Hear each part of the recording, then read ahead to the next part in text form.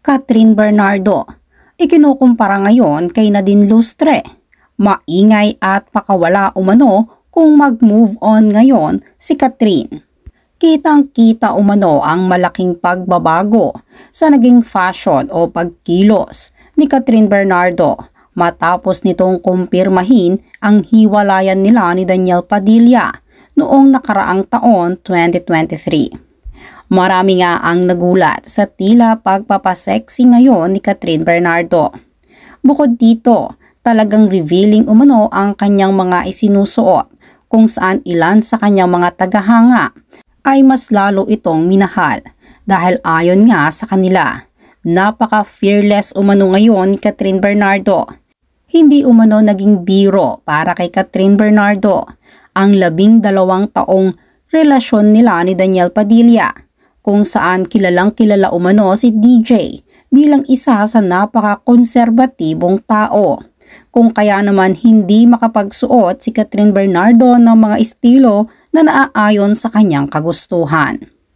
Kung marami naman ang humanga at talagang binibigyan ng kalayaan ang aktres na si Catherine, ay marami din ang hindi nagustuhan ang kanyang biglaang pagbabago.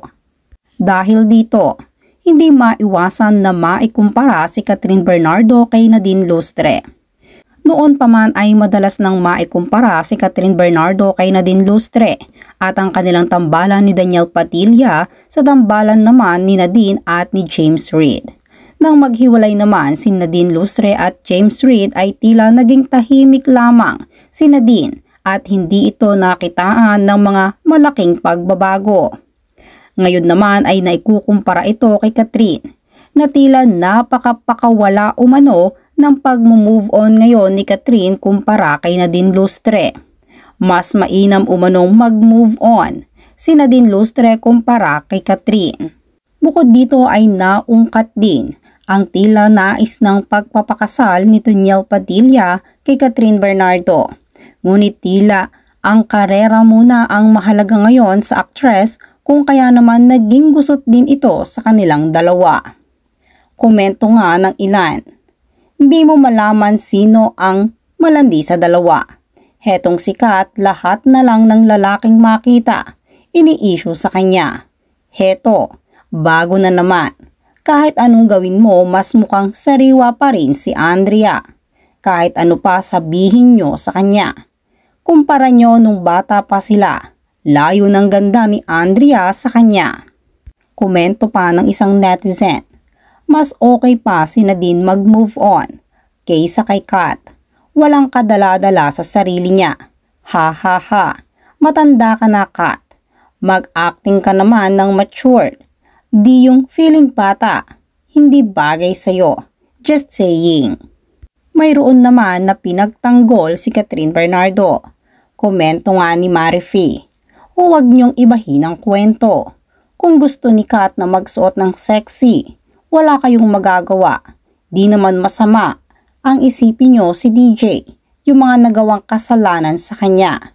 Kaya wala kayong karapatan na i-judge si Kat dahil siya ang niloko. Ayon naman sa isa, ewan ko ba, ba't binabash si Kat? Ha ha ha, wala talaga akong makitang dahilan. Siguro pag judgmental kang tao, marami kang dahilan, makikita. Kasi unting bagay papansinin mo. Kung tutusin, never nagsalita about sa issue si Catherine. Kahit sinong babae, wala siyang binanggit. Makikita mo lang lagi sa post niya, nag-i-enjoy siya para makamove on. Dahil 12 years, hindi naman biro yon. At hindi kaya ng 1 week lang para makamove on. Halo-halo nga ang reaksyon ng publiko sa pagbabagong ito ni Catherine Bernardo.